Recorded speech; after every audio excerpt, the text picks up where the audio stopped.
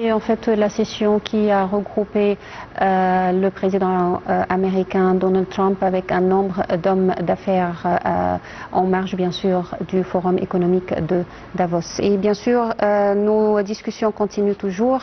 Et il faut dire qu'aujourd'hui, Monsieur le Président a prononcé un discours le matin, en fait, lors duquel il a souligné que le monde affronte de grands qui entravent les efforts de développement. Il a ajouté également que le maintien du droit international est l'un des moyens au conflit.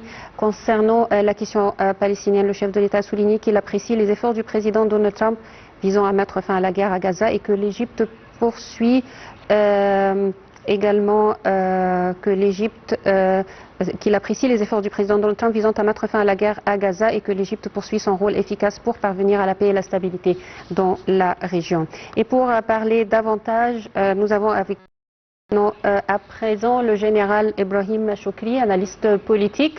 Alors, bonsoir monsieur, est-ce que vous m'entendez bien? Bonsoir, madame. Alors, Monsieur Choukri, bien sûr, aujourd'hui une journée très chargée. On commence par l'allocution ce matin du président Abdel Fattah el-Sisi qui a souligné que le monde affronte de grands défis qui entravent tous les travaux de développement, bien sûr, et il a ajouté que le maintien du droit international pour faire face aux conflits plusieurs régions du monde. Vous voyez d'abord, le plus important, c'est que l'Égypte participe à ce forum international, le forum économique du World Economic Forum, c'est-à-dire celui de Davos de la Suisse. Donc la présence de l'Égypte, c'est un point que nous soulignons notre plus intéressant, parce que ça veut dire que parmi tout le monde entier, et parmi tous les grands États du monde, notre pays existe et se trouve toujours parmi les grandes puissances. Maintenant, nous parlons de puissances économiques, bien sûr, pas seulement des puissances militaires que nous avons déjà notées il y a quelques jours.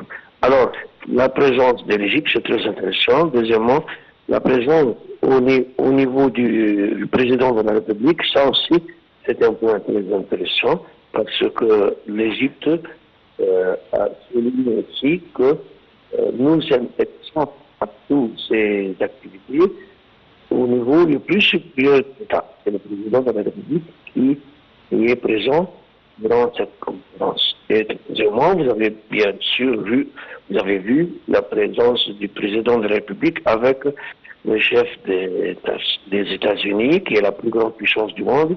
Donc ça veut dire qu'il y a une sorte de coopération et aussi d'entretien avec les grands responsables du monde.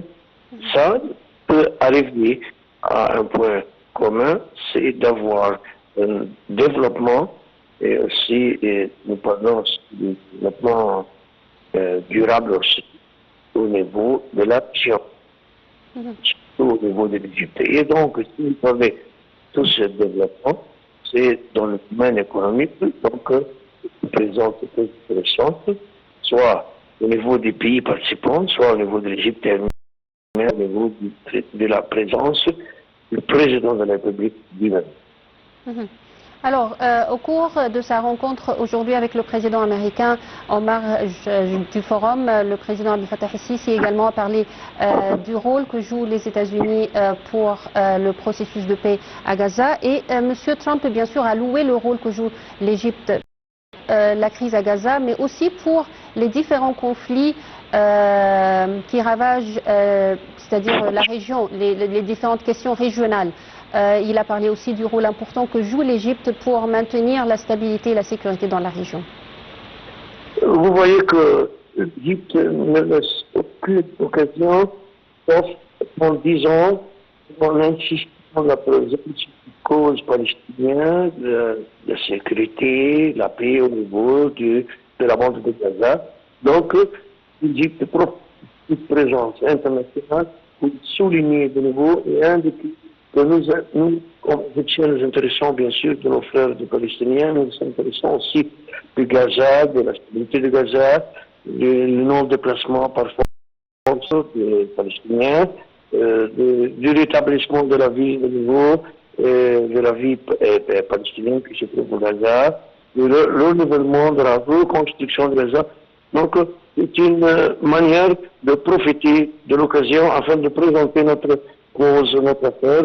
Et toujours, vous allez trouver que l'Égypte est présente pour donner l'assistance aux Palestiniens durant ces présences internationales. Sauf si ce n'est pas l'Égypte qui va parler, donc on va trouver comme autre pays qui peut présenter les demandes des Palestiniens. Or, d'autre part, nous avons connu qu'il y a eu bien sûr une annonce de presse du président de la République concernant que l'Égypte accueille et reçoit bien sûr et apprécie aussi l'invitation du président américain Donald Trump au président de la République Abdel Fattah el-Sisi de participer au Conseil de la paix, ce qui va commencer dans quelques jours sur le territoire de Gaza. C'est un conseil qui essaie de refaire la paix de repos au niveau de Gaza et au niveau du peuple palestinien. Ça veut dire aussi qu'il n'y a pas de sorte de déplacement par force selon la demande de l'Égypte. Si vous voyez le plan qui est accepté maintenant par tous les autorités, même y compris les autorités palestiniennes, ça veut dire que c'est un plan qui a été présenté par l'Égypte au début. Donc ce sont les Égyptiens qui ont commencé par le plan de paix. Et alors, nous, comme Égyptiens, nous avons présenté notre acceptation de cette demande de faire partie de ce conseil international et aussi de préparer tous les démarches du point de vue, disons, juridique et aussi constitutionnel. Aussi, l'Égypte a apprécié la présence du président américain parce que le président américain insiste à prendre fin de cette guerre au niveau du Gaza et replacer cette guerre par la sécurité, la stabilité, la paix, etc. Ce sont tout le monde, bien sûr, des Palestiniens aussi et du monde concernant le Moyen-Orient. Alors, l'Égypte, quand elle vient membre du Conseil de paix, ça veut dire que l'Égypte commence des étapes efficaces afin de prendre fin de ce conflit et suivant les décisions du Conseil de sécurité, surtout la décision de 1803.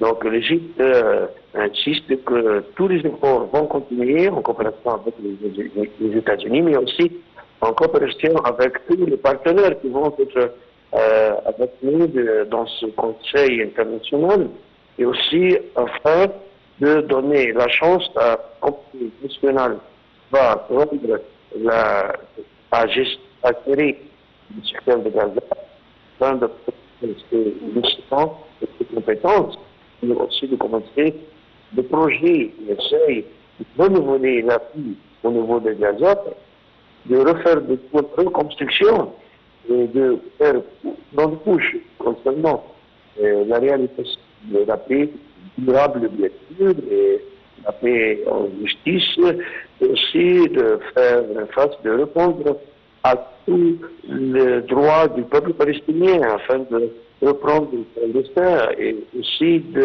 d'établir un État palestinien et arriver à un point très intéressant pour tout le monde, c'est-à-dire le point concernant la sécurité et de la stabilité, enfin pour tous les peuples de la région. Je parle de la région arabe, de la région du Moyen-Orient, etc.